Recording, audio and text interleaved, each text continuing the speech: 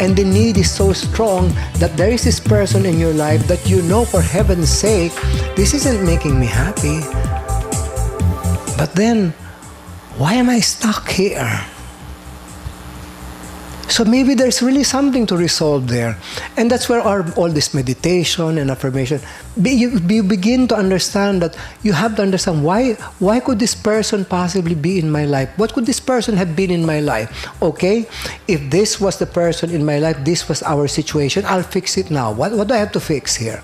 Siguro anak ko itong hindi nalagaan. O sige, alagaan kita from a distance. Pwede rin yun. Aba, but do you have to be in the middle of it and say, oh my God, and suffer it? Remember, we are the opposite of the Catholic religion here. Life is not meant to be suffered. Suffering is optional. Suffering is totally optional. It's your choice. Hindi ba ang ganda-ganda nun? Suffering is optional, for heaven's sake. But we were told suffering is the name of the game. Life equals suffering. Hello. Optional.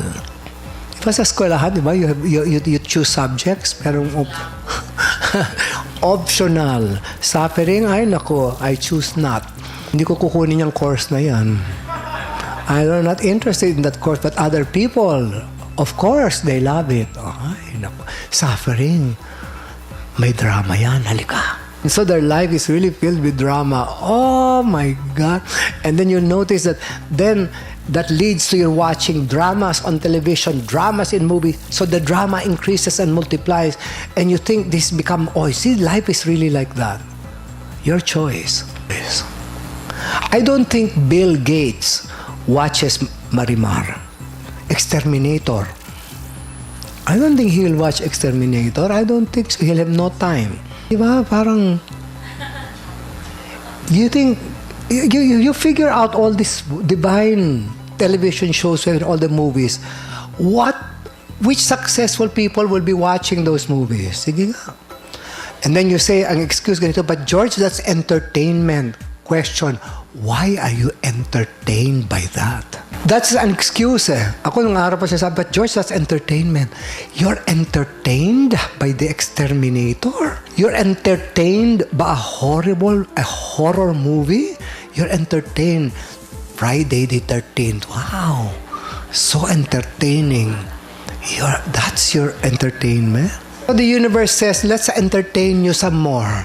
Let's give you the real McCoy. Si George naman, napaka-stricto naman. Ang hirap-hirap niyo itong Newton. So entertaining naman. Sige. It's up to you. But you figure out, all the successful people in the world, do they watch the following? Yan. And you tell me whether they do. You have to understand that all of these are our choices. Eh? All choices. All choices. So I'm giving you now, well, success consciousness, third way now, cultivate sense of, and then helping yourself. How do you help yourself? What is the best way to help yourself? Help others. That's part of your success. And that's what I'm saying. If you want to be a millionaire, help others become rich. So that by the time you get to the level, the Bill Gates, etc., they're always giving their wealth to people who can become wealthy, etc. It's non-stop anymore. But you see, they're already, kasi you can say, kasi George, dami-dami naman lang bibigyan. They didn't begin from there. Bill Gates began from a garage. All of that. How, like for example, all this December, in as much as we just started December yesterday, every day can you ask yourself, who can I help today? Even anonymously, sinong pwede kong tulungan? Dali naman ito naghahanap ng trabaho, naghahanap ng ganito, tulungan ko nga. That's helping yourself, man, and that's not calling some form of sacrifice here on doing. Hindi. Well, these are the things you have to experiment on. All right. Number 6, please do not forget regular visualization, prayer, and meditation. You cannot skip that. Cannot be skipped. It's part and parcel of the package because it is the one It is the one that will bring forth all the success. You first have to have a vision. That visualization is important.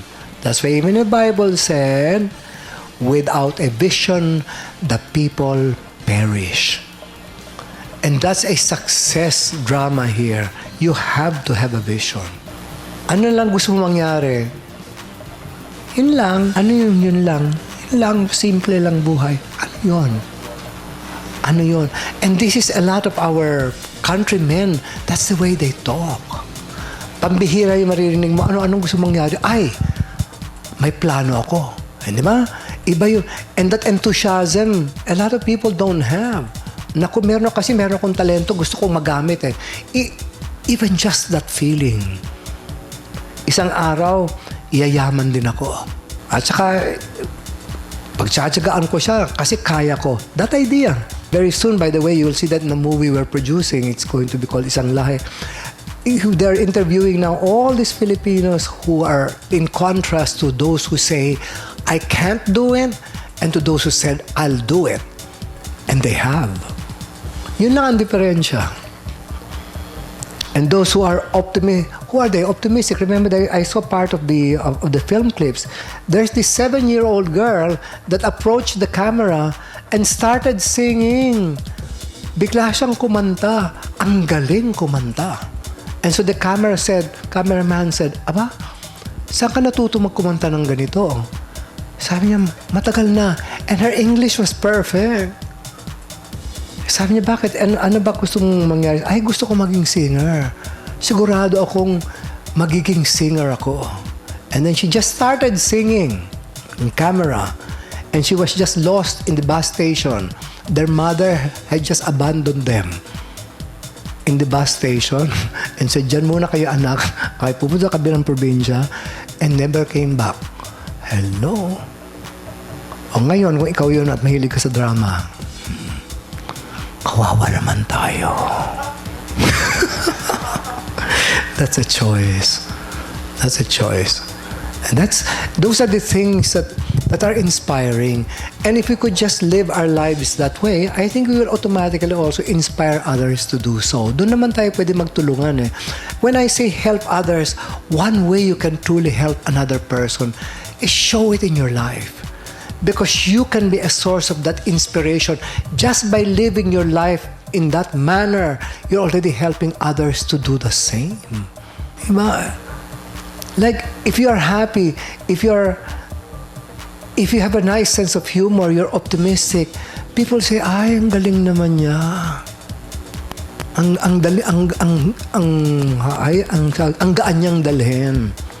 Ito na, pumapasok yung isa naman pessimo, yung mukha hanggang hirap talaga ng buhay. Ikaw naman, oo nga, no.